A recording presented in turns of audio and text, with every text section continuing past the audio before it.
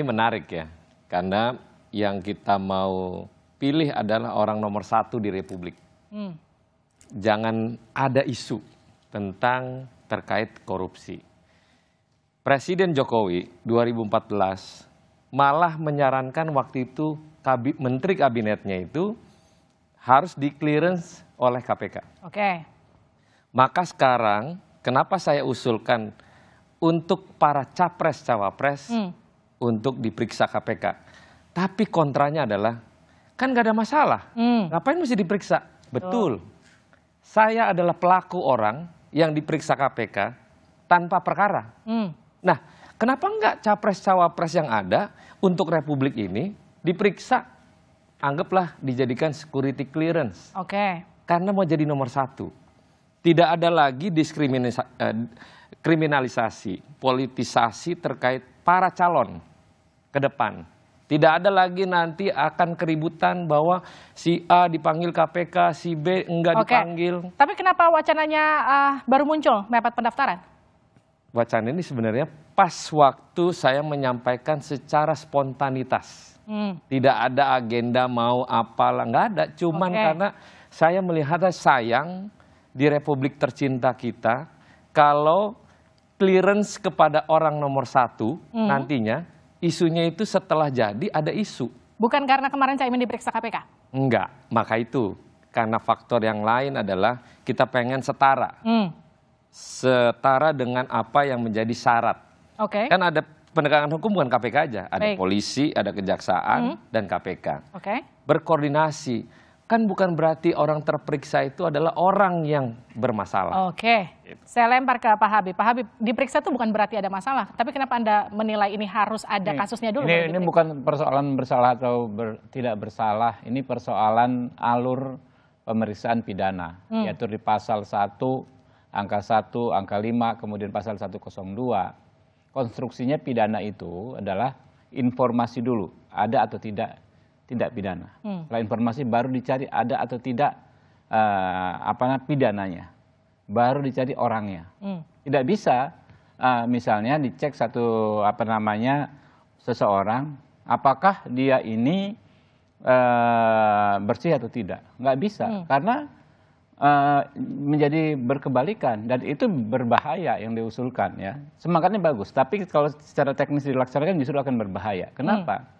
Akan menimbulkan kekebalan hukum bagi pelaku korupsi yang belum terdeteksi saat dilakukan screening oleh penegak hukum tersebut. Misalnya mau pemilu, mau pilkada, di screening, ya kan?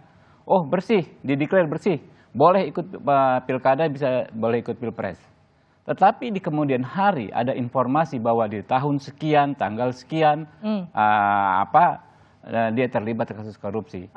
Deklarasi bersihnya itu bisa menjadi alat untuk membela diri bagi orang tersebut. Jadi nggak begitu cara kita memastikan KPK tidak menjadi alat untuk menyingkirkan orang yang ingin berkontestasi.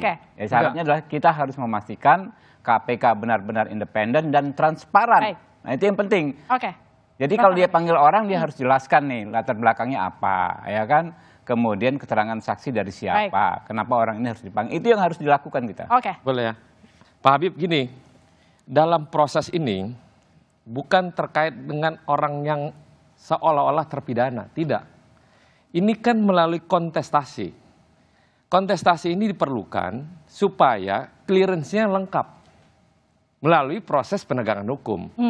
Nah, kalau yang 3 orang calon nanti jadi, dia berperilaku pelaksanaan jadi presiden, ada pidananya korupsi, itu lain hal.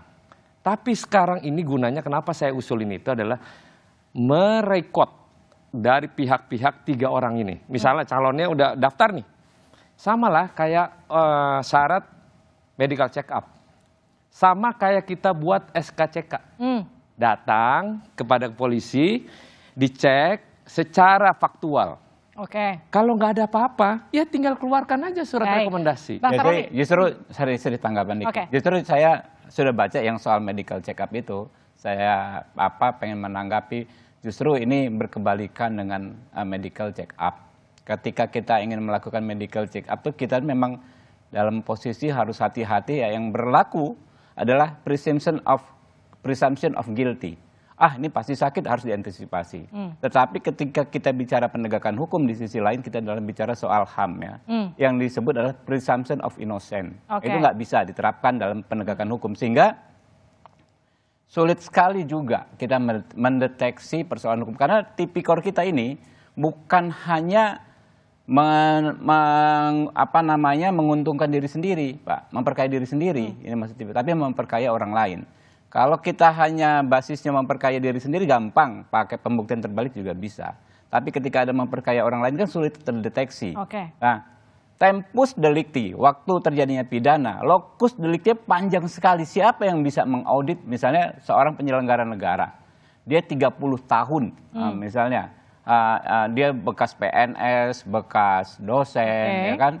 30 tahun dia mengabdi, lalu mau diaudit tahun per tahun, kegiatan yang mana? Hampir nggak mungkin. Apalagi kalau dia bukan berlatar belakang misalnya penyelenggara negara, dia seorang swasta, dia pengusaha misalnya.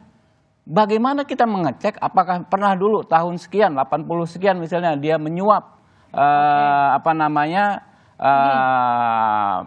pihak penyelenggara negara dan sebagainya. Nggak mungkin. Jadi tempus delicti, locus delictinya sangat-sangat luas. Gitu.